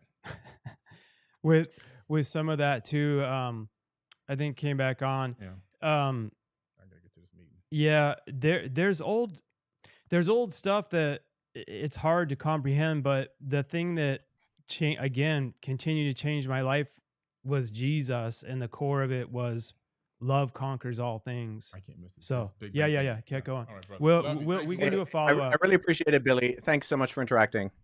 So yeah, Yeah, I would yeah, personally and love let me to know if it just doesn't cut out a follow up on just out of my own curiosity, Wes, of it's these are things again, like Jesus has changed everything in my studies. I mean, I was young, I was in trouble, I was in jail at age 17.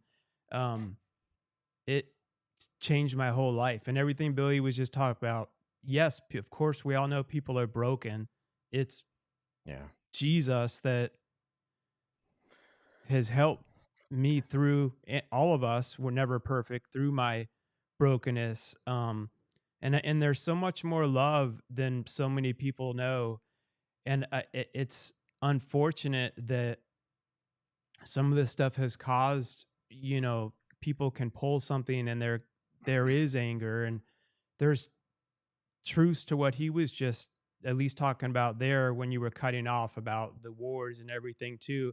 And it's sad because that's not what Jesus is doing there for us. And for people that truly don't have, the Jesus I know in their life, I don't preach down on them like I'm better than you, or I to me, it saddens me, to be honest, Wes, Yeah. talking heart to heart, because I'm like, man, at the end of the day, I've had so many times, bro. I've had times, I'm telling you, my wife's Muslim, but it was a church that saved our marriage. We were separated. We've been married 18 years. Like 3 years into our marriage, we were separated, living separate, had our 2 kids. She was so lost, she literally found herself driving to a church as a Muslim. It just so happened at 11 a.m. There's too many coincidences in my own life that I can prove that she found, well, everyone listening to this, she found a person that happened to randomly be at church at 11 in the afternoon, and he just so happened to be the marriage counselor. And she's just like, I'm a Muslim, I don't even know what got me coming here, and my marriage is not, my wife just randomly found herself at the church, basically opening up that when the marriage counselor happened to be there at 11 a.m. on like a Tuesday, she's like, I'm a Muslim, I don't know why I'm here, and I don't know what to do, my marriage is falling apart. And these are proofs where, like, I can dot these out throughout my own life, my own experience. And it just so happened, as a Muslim, then my wife and I started attending counseling at our church through a Christian therapist, and I start seeing all these other marriages that were so broken. The craziest things happen. And then they reconnected and had this foundation that was unbreakable. And the only thing that they all had in common was they had God and Jesus in the center of their marriage.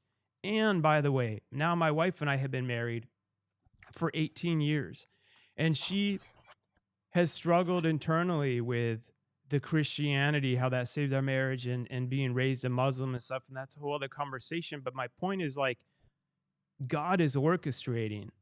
And Hmm. there's so many different examples I have in my own life of actual proof of it. This is totally different than what you and Billy were talking about, going into the actual historical proofs and the methodologies.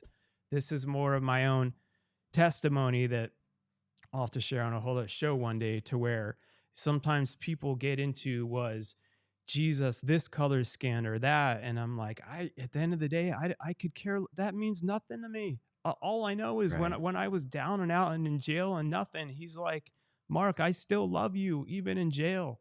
I still love you. Mm. He's like, but I have such a better life for you. If you stop doing stupid, in my head, I heard the way I talk, like SHI. He's like, then stupid SHI will stop happening to you. He's like, but either way, I love you. And I could feel that, like, in my gut, and that love and stuff is so real. And I listen, and I've continually changed, and I'm a constant work in progress. I mean, we are all broken, and I get that. And I'm just opening up to Yeah. everyone that struggles and the anger and stuff. I can see from their point of view, when you read some of those stories, they can come off and only think that it's evil, and not understand the beauty, and the Yeah. real love. It can sound corny, but, like, I'm speaking from my full life experience. I've had so many times in tears, and it's like no other human beings there. But at the end of the day, like, Yeah. God's always there, man. And if I didn't have that, I literally, Wes, would have gone insane by now. That's just me personally, Yeah. you know. Yeah, no, I appreciate that, and I apologize for all the tech issues we're having here. I'm blipping in and out, but yeah, I mean, I would echo that. I mean, what I said about how the God of the Bible is described, that when God reveals Himself and He says, "I'm Yahweh, the compassionate, the gracious, slow to anger, and abounding in steadfast love and faithfulness." I think we see that carried right over through the testimony of Scripture. And when you look at Jesus saying things like, "But I say to you, love your enemies, do good to those who hate you, bless those who curse you, pray for those who mistreat you." Love your enemies as yourself. Don't expect anything back. He says, but I tell you, love your enemies and pray for those who persecute you, that you may be children of your Father in heaven. I mean, I truly believe that Christianity is verifiably true. And I would really encourage listeners, dig into these things. Not to be too self-serving, but I have a lot of historical information on I my can, website, wesleyhuff.com. oh yeah, I was going to I've ask been for all your information too. yeah, we've been doing a series with the organization I work for, Apologetics Canada, called Can I Trust the Bible? We have 2 episodes out talking about the canon and the text of Scripture.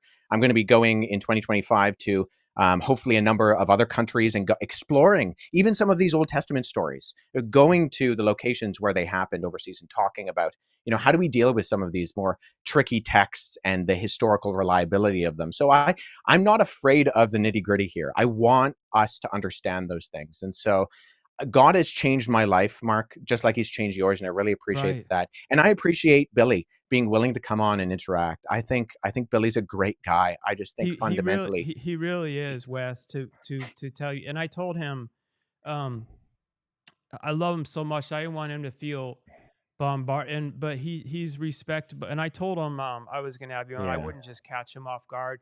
But he's another sure. example of C.S. Lewis when everything he says. I know when you become famous on social media, people can think he's the guy, Wes. Like, I have something going on with my family, whatever. I need something. He will fly across the world and be there for me in a heartbeat. For any of my Mm, children, I've seen him help so many people, not on social media. I mean, like homeless. yeah. And I've watched social media I watch people just butcher, um, try to butcher his character when I've seen him behind the scenes acting like C.S. Lewis was saying, like in God's eyes. I've watched him get a homeless guy literally a car, and Mm, all these people writing in hate that it was fit. All that, and I'm like, dude, he's my neighbor. I right. watched him not only do that, but buy 3 other people cars that wasn't even public, to out of love of wanting his character aligns with Christ more than he even knows. It's and that's where I believe the devil tries to really defy people, like Yeah. in the details. And I understand where his anger and everything's coming from, but now what you're pointing out here, Wes, too, is the factual methodologies of these things, the way you measure them, and how you've been, trained, not just you, but it sounds like historians. It's not like you're just using some random thing. Not all those same tools are being, and I'm just dumbing this down to someone like me, like being used in the way that he's legitimizing some of these major claims. Some of the other stuff with the technology and all that, I believe that could be very, I think that's really fascinating. But like the stuff from the book saying Jesus wasn't actually crucified, that's a huge deal. So it's like that didn't Yeah. seem to be passing the all those marks of how you would measure whether or not, not just you, but like the scholars and stuff of if something is truly valid or not. And I'm not saying that means Yeah. everything he says to everyone listening isn't valid. I think a lot of stuff, I know when he's out of the country, I see him in these sites, like that's, you know what Yeah. I mean? So he's not just like some person trying to just make some fake media. I, I'm just letting everyone know, because we believe differently. We respect each other. At the core, he's like a brother to me. You know, Yeah, I definitely. hope none of my critiques of Billy, whether today or anything I posted online, reflect any kind of castigation on his character. I I that's don't think not my they have, goal. from what I've seen. I my goal is, and I do this with Christian videos too. Sometimes people say a little bit crazy things with the biblical languages or whatever, and sometimes I do go on social media. I'm like, hey, we need to correct this because we need to make sure that what we're saying is true. And there's a Mhm. historical smell test, and I'm afraid a lot of what Billy says just does not pass the historical smell test. And that has nothing to do with him as a person. Right. It's not a personal attack. I think I would just implore and encourage Billy, the sources that you're using, the ways that you're analyzing evidence, they need to be verifiable. And I think when we look at the Bible and we look at what it says, that you have these early eyewitness testimonies of this person, Jesus Christ, I think those are verifiable. And we can say what we have now is what the original authors wrote. And those original authors, they are eyewitnesses of those events. And Jesus, he says audacious things. He claims to be God himself, and then he predicts his own death and resurrection, and he does it. And people who rise from the dead have more credibility and authority than people who don't rise from the dead. And so I think that means something. You mentioned C.S. Lewis. C.S. Lewis said that a Christianity, if false, is of no importance, and if true, is of infinite importance. The only thing it cannot be is moderately important. And so I think we need to take that seriously. We need to make I sure that we're analyzing whether it's true or whether it's false. And if it's false, throw it away. It's right. no, like I said before, there's no use in following a lie, even if it's a convenient lie. But if it's true, that should fundamentally change the way that you live your life. And I think it is verifiably true. Yeah. As we're ending up, I obviously live my life believing it to be true, but there are some things I still struggle with. And by the way, so did everyone else in the Bible, as I was saying. They leave them in. They never were just one day perfectly, I'll never mess up again. I'll never doubt God again. That's what continues, like I was telling you, Wes, to make me believe is the Mm, humanity that's in the Bible throughout. To where if it was written by a person, I feel like they would make these people like perfectly, once they found God, they never questioned him again. Even after all this, they'd be like, I'm doubting this God. I don't. So, and that, to some people, yeah. they look at that as contradictory. To me, it was the opposite. That gives me hope because it's more relatable. And God's like, I'm always here. And I feel like that's Yeah. us as humans. And one thing I want to tell you, that because you like scholarly stuff, I think you'll find this interesting. I got my BS in psychology at Colorado State, and in one of my courses, we studied Jesus, and it wasn't a Christian college by any means, any religion, but we did a case study of Jesus Christ and ran all the standardized psychological tests. And it's Hmm. basically, if Jesus Christ, which everyone agrees was a person that existed in that time, I don't think there's really anyone that questions that anymore. That's been so overly proven, regardless of your beliefs. If he was a person in that time and claimed to be the son of God, he would either be he'd be something on how we measured psychological disorders, whether it's full-blown narcissism or Hmm. schizophrenic, all kinds of things. And we ran the test the same we would with everyone else, studying his writings in life as a whole. So because he just said one thing, we couldn't only we had to take everything into account to see like the patterns of what he said, his actions, Yeah. how did they match up his words, the different psychological tests, because you could say one thing, but you could start to see behind the scenes, oh yeah, they have some schizophrenia like different symptoms that would correlate over time. But he couldn't Yeah. not be, he would either have to be the son of God or crazy. You can't, you and I that's not the politically correct term they would have had. But even our Yeah. professor, who by the way didn't claim to have a belief in religion, said it can't be both. Well, at Yeah. the end of the test, Jesus came out to have no psychological disorders at all, meaning he was a sound person, and what he said would have been true. And that class Mm. actually, without them even knowing it, took my faith even to I already had strong faith then, but I'm like, wow, that took it to another C.S. Lewis even level right there, that we just did a case study on him, ran him through the test, and he's not crazy, but he says he's the son of God. Yeah. Well, that's the Lewisian trilemma, where C.S. Lewis said that if you take Jesus seriously, he's either a liar, a lunatic, or he's Lord. And so it's very interesting that you phrase it that way. And even going back to what you were saying and touching on the methodology question, historians, when we do analysis, one of the methodologies is what's referred to as the criterion of embarrassment. And what you talked about with the authenticity of the heroes of the Bible being fundamentally flawed is one of those criteria. You know, if people in history don't usually write things that make themselves look bad, that reflect Right. poorly on their leaders and kings.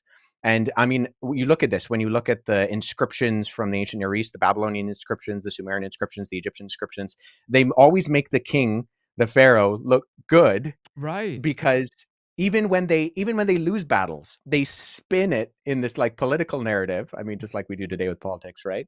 But when Right. you read the Bible, the what really sets it apart, both a religious text and in a historical text, is the honesty it conveys concerning its heroes. And a primary theme of biblical scripture is that the greatest individuals spoken about in it through its pages are broken and flawed. You know, even just Just thinking like off the Billy top of was my head saying. quickly, yeah, sure. Abraham was the father of a nation and he was a liar. Jacob was a patriarch of Israel and he stole his brother's birthright, right? Moses led the Jews out of captivity, but he was a murderer. Daniel was the greatest king. You mentioned he was a man after God's own heart. And at the same time, he was a serial adulterer. Noah was the only righteous person on the earth, Genesis 6 says, but he was a drunk. Peter was part of Jesus's inner circle. And when things got tough, what happened? He chose to deny he even knew Jesus. Paul Yeah. wrote more Three books in the New times. Testament But than then Jesus, any other book. yeah. Yeah. And he The was things that before. correlate are beautiful too, where he denied him three times, but then what did Jesus say back to him three times? Was it, do you Yeah. Do love you love me? me? And so then Yeah. these are things that I find really fascinating, Wes. Then he got the chance to, he denied him three times, but the chance to redeem himself, which God wasn't doing that for God. Yeah. I think God was doing that for Peter because he knew how broken he was going to be over that. But at the core of it, I just want everyone listening to this from all different beliefs. I don't believe our God is an irrational God. And I know people can get religion and stuff so misconstrued by so many things. But at the core of it, God really looks at, I believe, what's in our hearts and who we truly Mhm. are. And Yeah. when we make mistakes, do we continue to try to be better than the version of ourselves that we were before? And are you trying to live a life of purpose? And that looks different for different people in different circumstances. And I think he's a very rational God and much more smarter than us and much more loving. And there is stuff that I definitely still have questions about, but it's not enough to break down. It would be more like 8% of stuff out of the Bible versus the other 92% that Yeah. I know is so true, and things like that, like the necklaces and that, which aren't hugely relevant, but it's just still perplexing to me at times. But I understand how you're able to explain it. And I'm sorry for cutting you. I knew I have heard it, and I know you know it all, and I'm not even I completely believe what you're saying, and I believe that to be true. But but you get how it can be like perplexing as well at times, you know? Does that make sense? Yeah, I How mean, no one's arguing that all scripture is easy to understand. I mean, I think scripture is clear on what it's clear about. You know, the mm, that we live in a world that is broken, that is flawed, that we are not in right relationship as the creature with our creator.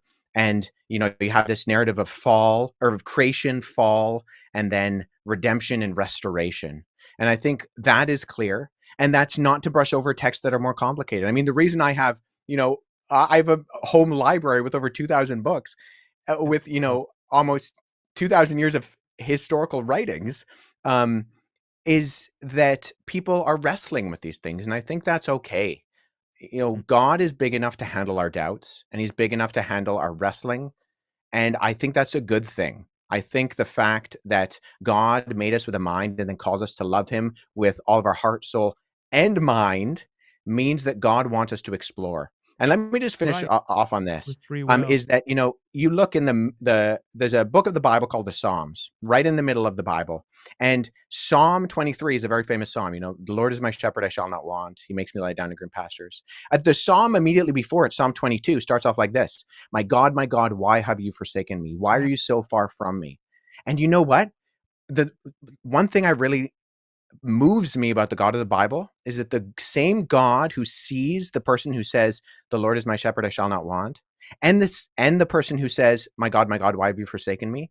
The same God sees those as equally valid forms of worship, in that the God of the Bible is not afraid of questioning, of doubting. And he Mm, says, "Hey, come to me. I'm big enough to handle these things, and I've given you a mind to explore them." And I fundamentally believe that Christianity is true. And mm, so we need to wrestle with these things. We need to explore them. We need to go to the original sources, and we need to make sure that we're doing our due diligence and not just mm. having a blind faith. The Bible does not call us to blind faith. It calls us to a faith that seeks understanding. And so that's hopefully what I hope the listener is hearing in what I'm saying. I love Billy. I love you, Mark. I don't want to cast any negative aspersions on anybody, but I fundamentally I felt believe that that at all. Billy is incorrect. And I think that there should be a level of accountability to correct that. But I appreciate him coming on and being willing to do this. Absolutely, Wes. And I appreciate, look, this came everyone listening and watching when this airs so quickly that I've been wanting to have this talk with Billy for a while, but then it came up so quickly because I'm back and forth with my company. He's out of the country. And then we're like, wait, we're actually able to do this tomorrow. And I'm like, man. And then I'm looking at our calendars. I'm like, I don't think we're both going to be available for. So I'm like, we just have to make.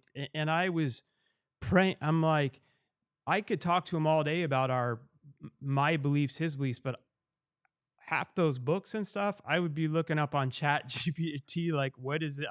I don't know them. So I'm like, I'll have nothing to say to that. And I don't think anyone's really, from what I've seen, debated that. And I'm like, I need, and I was praying, I reached out, and I'm like, I just got to make this so it's solid information for everyone listening and watching. And I'm like, I don't have the wit. And then someone who I highly, highly trust, like I told you, Wesley, has watched your stuff, highly recommended you, and it comes from such a highly trusted source that from not even seeing any of your stuff, which I never do on this show, people know from Elevating Beyond.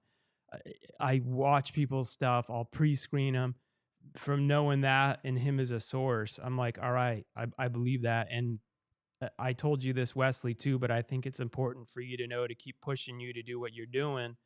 He struggled a lot and he works with a lot of spiritual gurus and celebrities, and he's all over in media. And he believed, he really gave up on religion for a lot of the reasons that we were talking about. And I get it. People get mad because they're ran by places are ran by people, and there's some awful things that happen from people to people, but that's not God.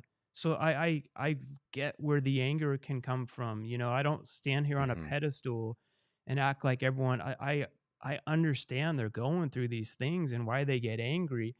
But what's beautiful is God continually doesn't give up on you, and whatever the different ways are, he started watching your stuff at the right time when he was challenging everything. And because people like you, Wes, come in almost as a modern day, I know these are huge shoes to say, but like C.S. Lewis type researching mindset, where you're also challenging other Christians and churches too. And you're like, no, like what you're saying right, that you're like, I'm not saying all this. You're challenging everything in a really wise way, and coming from a place of love too. And we need more of this because people are either able to break it apart because they say, well, the documentation isn't there, the it's not proven in history, or they break it apart in all these other areas, and they're like, well, these people are irrational and they think they're better than other people. And you come across as someone that truly cares. It truly is like after God's heart, humble, but also very intelligent and smart. And you're putting in your research on that side of things too. And you're willing to be wrong and right. And that led my good friend to rediscover God, and has actually, he's starting to, he's well known, but he's preparing to start sharing his whole testimony, which a lot of people are going to be surprised. He said that's been because of, like, largely because of you, Wes.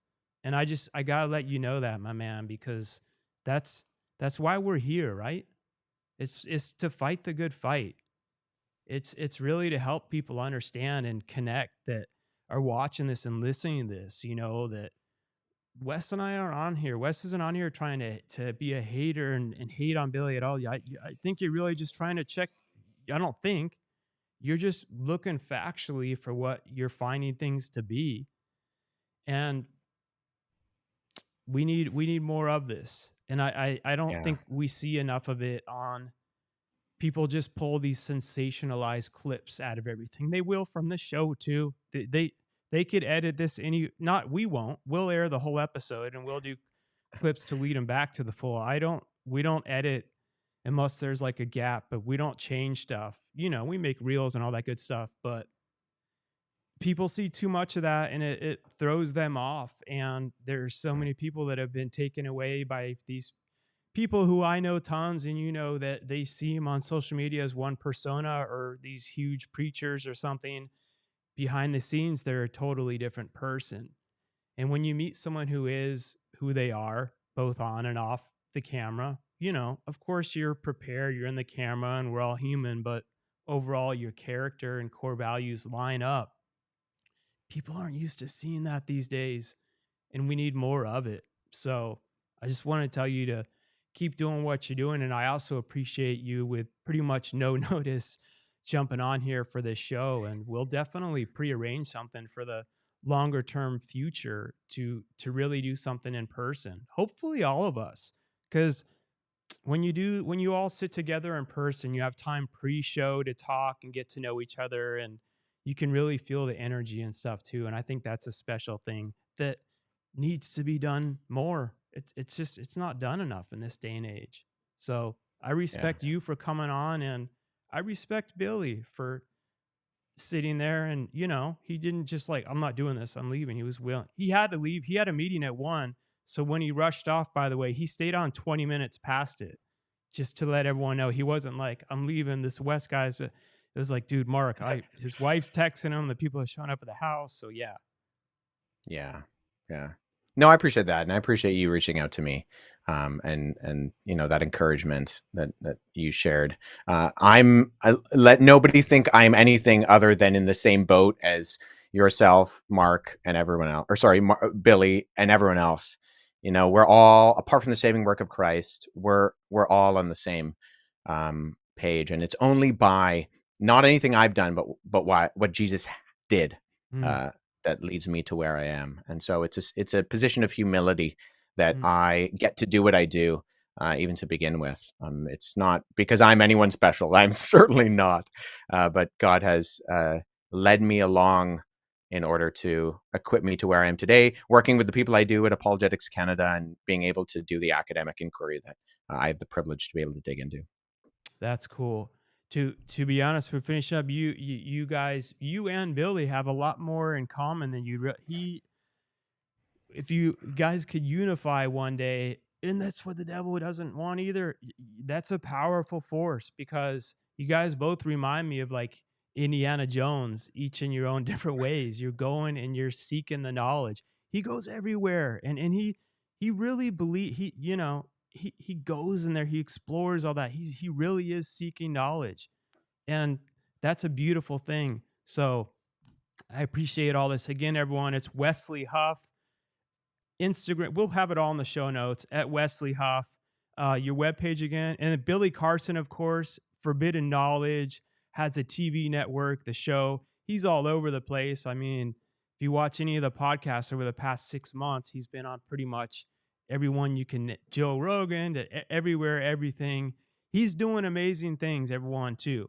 But this was an important conversation to have. So, anywhere else they can reach you, Wesley, before we pop off?